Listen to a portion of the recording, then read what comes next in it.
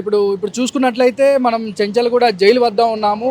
అయితే అల్లు అర్జున్ గారికి సంబంధించిన నిరంజన్ రెడ్డి అడ్వకేట్ ఎవరైతే ఉన్నారో అసలు అక్కడ వాదోపవాదాలు ఏం జరిగాయి? అసలు అల్లు అర్జున్ గారికి అంటే ఆ సెక్షన్‌లు వర్తించని సెక్షన్‌లు అయితే డిపార్ట్‌మెంట్ పెట్టిందని కూడా అంటున్నారు. వాళ్ళ తరపు న్యాయవాది పెట్టారంటున్నారు.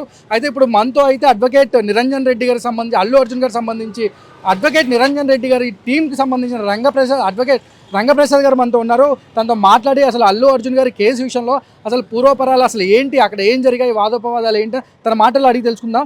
సార్ చెప్పండి సార్, ఏమైంది సార్? అల్లు అర్జున్ గారికి 4 సెక్షన్ల కింద సెక్షన్లు అయితే నమోదు చేశారు. అసలు ఏం జరిగింది సార్? ఏదైతే పోలీస్ వాళ్ళు అల్లు అర్జున్ మీద ఏదైతే సెక్షన్లు పెట్టారో అది ఏ విధంగా కూడా మెయింటైనబుల్ కాదు. ఎందుకంటే అల్లు అర్జున్ యొక్క దీంట్లో ఏంటంటే ఇది ఎలా ఉందంటే ఈ పెట్టిన సెక్షన్ ఏదైతుందో అది పూర్తిగా అల్లు అర్జున్కి ఏ విధంగా కూడా మెయింటైనబుల్ కాదు, అప్లికేబుల్ కాదు. ఆ విషయాన్ని హైకోర్టులో చెప్పడం జరిగింది. ఏ విధంగా అయితే ఏదైతే ఇప్పుడు నెగ్లిజెన్స్ ద్వారా, నిర్లక్ష్యం ద్వారా ఒక అల్లు అర్జున్ వచ్చేసి ఉద్దేశపూర్వకంగా ఒక్క వ్యక్తి మరణానికి కారణమైందని చెప్పేసి పోలీసు వాళ్ళు వాదించారు.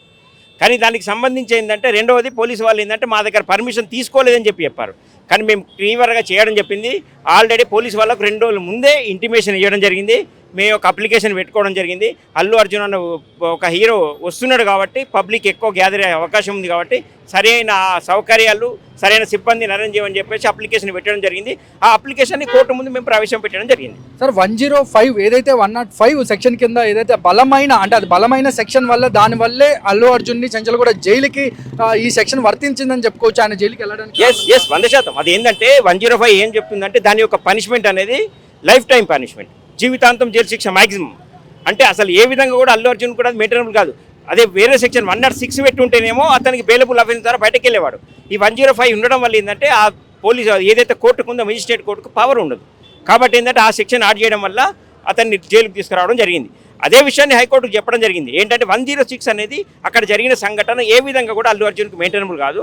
ఎందుకంటే అల్లు అర్జున్ అనే వ్యక్తి ఒక వ్యక్తి మరణానికి డైరెక్ట్గా ఎక్కడ ఇన్వాల్వ్మెంట్ లేదు, ఉద్దేశం లేదు, అతనికి ముందే తెలిసి లేదు. ఇప్పుడు ఆ సెక్షన్ ఏం చెప్తుందంటే ముందే తెలిసి ఉండాలి ఆ మరణం జరుగుతుందని. కానీ అలాంటి ఉద్దేశం ఏం లేదు కాబట్టి అది అప్లికేబుల్ కాదు అని చెప్పడం జరిగింది. అయితే ఇందులో ఒక ట్విస్ట్ ఏంటంటే ఆల్రెడీ క్వాష్ పిటిషన్ పెండింగ్ ఉంది. క్వాష్ పిటిషన్ పెండింగ్ ఉన్న ఈ మధ్య టైంలో అరెస్ట్ చేయడం జరిగింది.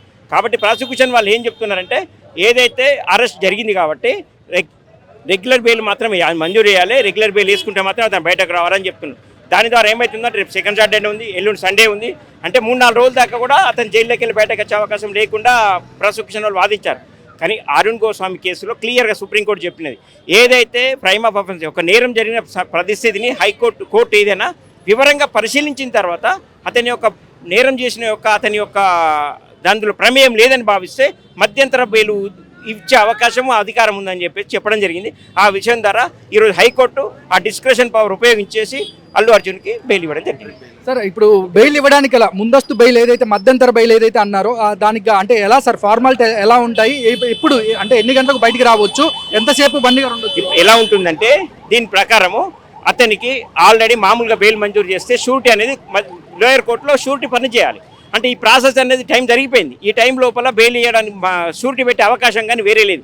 కాబట్టి సూపరింటెండెంట్ ఆఫ్ ఏదైతే జైలు సూపరింటెండెంట్ ఉన్నారో అతని దగ్గరనే ఒక 50,000 రూపాయల వ్యక్తిగత షూరిటీ ద్వారా బెయిల్ మంజూరు చేశారు.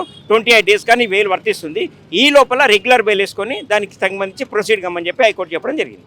సార్ అంటే ఇప్పుడు ఈ సెక్షన్లో అయితే ఇది ఎన్ని రోజుల దాకా అంటే అల్లు అర్జున్ ఎన్ని రోజుల దాకా తిరుగుతూ ఉండాలి సార్? ఇప్పుడు ఆల్రెడీ క్వాష్ అనేది రన్నింగ్ లో ఉంది, క్వాష్ పెండింగ్ ఉంది, క్వాష్ నడుస్తున్నది. ఒకవేళ కోర్టు గిట్లా భావించి మిగిలినవన్నీ చూసిందంటే హైకోర్టు క్వాష్ ఆర్డర్ చేస్తే మొత్తం కేసు క్లోజ్ చేసే అవకాశం ఉంది. ఏదైనా కానీ ట్రయల్ కంటిన్యూ చేస్తేనేమో టైం పడుతుంది. కానీ ఆల్రెడీ క్వాష్ పిటిషన్ పెండింగ్ ఉంది. దాని ప్రొసీడింగ్ ప్రకారం కూడా హైకోర్టు నమ్మింది. ఎందుకంటే అతని యొక్క ప్రత్యేకమైన ఏ విధంగా కూడా అతని ఇన్వాల్వ్మెంట్ లేదు ఆ ఇన్సిడెంట్లో. అతను ఒక వ్యక్తిగతంగా అతనుకున్న ఫండమెంటల్ ద్వారా సినిమా రావడం జరిగింది. అదేవిధంగా పోలీసు వాళ్ళకు 2 రోజుల ముందే ఇంటిమేషన్ ఇవ్వడం జరిగింది.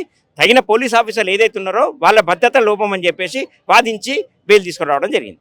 సార్ ఈ 105 ఏదైతే ఉందో సెక్షన్ కింద అది ఇంత బలమైన చట్టం బన్నీ గారి మీద ఇది బుక్ చేసి మరి అతన్ని జైలుకు తీసుకెళ్ళడం జరిగింది. కానీ ఇప్పుడు అక్కడ ఏదైతే ఇప్పుడు అతను రేవతి వాళ్ళ హస్బెండ్ ఎవరైతే ఉన్నారో చనిపోయిన రేవతి వాళ్ళ హస్బెండ్ తను కూడా కేసు వెనక్కి వాపస్ తీసుకుంటాం అని కూడా చెప్తున్నారు. తను వాపస్ తీసుకున్నట్లే ఈ కేసు కొట్టేస్తారా సార్?